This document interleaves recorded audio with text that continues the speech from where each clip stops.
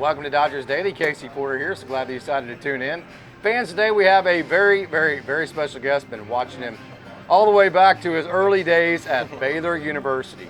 Kyle Nevin joins Dodgers Daily. Kyle, thank you so much. Of course. Thanks for having me. I'm going to dive right in. Talked to Bubba Lean a couple years ago. Bubba's one of my favorites. He was in the system.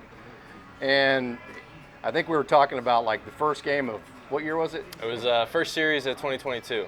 You went. I think you robbed a home run against his Maryland Terrapins. I did. Yeah, I did out in right field. Yeah, you remember that? Take us through that experience. It was good. Just going back on the ball. Wind kind of kept taking it out a little farther than I thought, but just time with the jump, made a good play.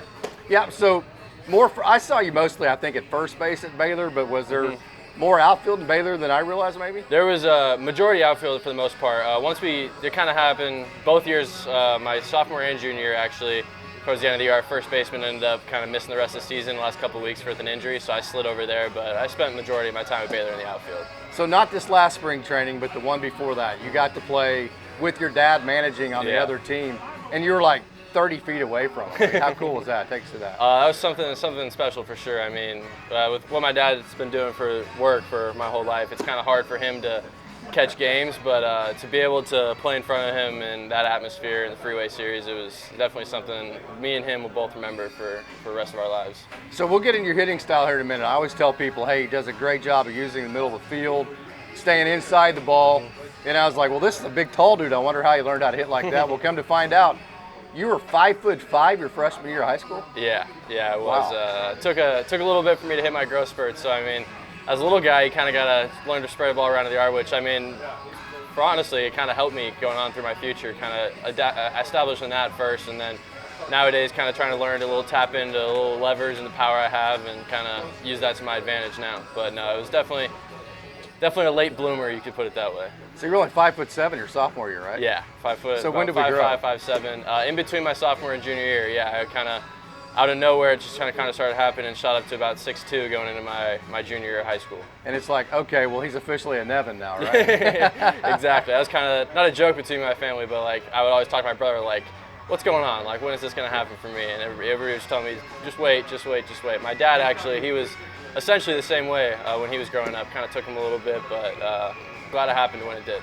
So you grew up learning how to hit like a little guy. Then you get this massive growth spurt, I should say. So how did you incorporate maybe the power with the little guy type of profile? We're still kind of working on that, actually. I mean, it's taken a little bit. There's a while there where when you grow that long for so long, I always just call myself like almost like Bambi. You know, you're a little kind of learning your new body, kind of trying to tap into all that, but we're still trying to adapt to that and tap into a little more of the power and potential that I have. You mentioned your brother Tyler, correct? That's his name, and then yes. your dad Phil. You've had tremendous influences. Can you talk about them? It was awesome. I mean, start with my brother. It's just like having somebody to look up to like that. He's about 4.5 years older than me, so I never actually got to play with him, but just watch him from afar and watch him up close. I mean, it's the experiences he had. He can translate through me, and just me and him he's my best friend, the best relationship in my life, and just having him to kind of teach me and kind of walk me through these journeys is something special. And then with my dad, I wasn't really old enough to watch him play and everything, but this is the kind of stuff, the minor league stuff, is stuff that I remember from him. He managed the minor leagues from the time that, I mean, pretty much as early as I can remember, and just going to travel and visit with him, being around a bunch of the guys, and just seeing how everything's done. I think it's had a huge impact on my life. So Southern California boy, did you grow up a Dodgers fan? It was here and there, more Padres fan at that time. Okay. We can edit that part out, right? Okay. So I say that to say, honestly, I bring that into the next question. Coach Rodriguez, who's no longer at Baylor, how in the world did a Southern California boy get tied up to a DFW area type school with Coach Rodriguez? Well, Coach Rodriguez, he has, I love him awesome. I had an awesome time playing for him, loved playing for him at Baylor. He actually, a California person himself, him and my dad, they played against each other in the College World Series, which my dad doesn't like to talk about it, but Rod actually beat him in the College World Series in 1992. But just throughout my recruiting process, they kind of reconnected. They played with each other in the Olympic team, but just Rod, he liked to branch out and go back to California to try and get some kids come out of Texas, and I'm lucky enough to be one of those players, and I loved every minute of it. Then you actually were going to go to OU for your last year in college. I know you were going to follow Coach Willits, who I think has a history with your dad, but then you got drafted. Take us to that.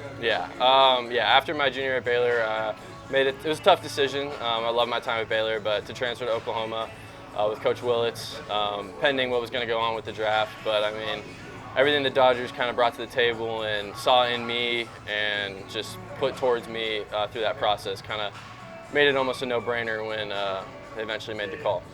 Defensive versatility, we talked about your outfield play at Baylor. We've talked about you. Obviously, first base is probably the one that comes the most natural to you.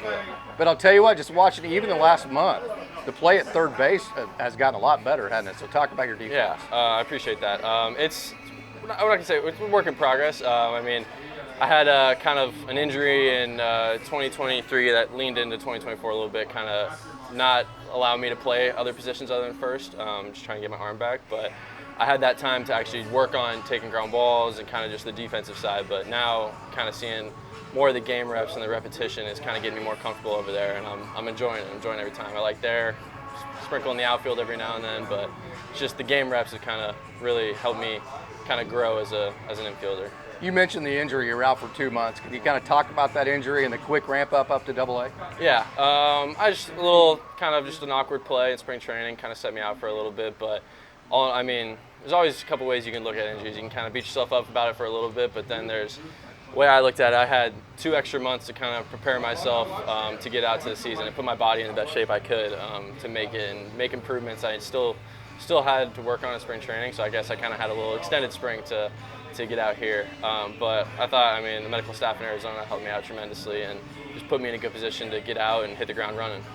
You hit the ground running in AA, no doubt about it. Would you say that maybe more information on the guys that you're facing, has that helped you moving up to AA? Yeah, there's a little bit of that, and then just, I mean, health is a big thing. I mean, that's kind of something I'd struggled with for the last couple of years, but just finally feeling back to myself, not feeling like you got locked parts of your game left, and just kind of helped me play a little more free.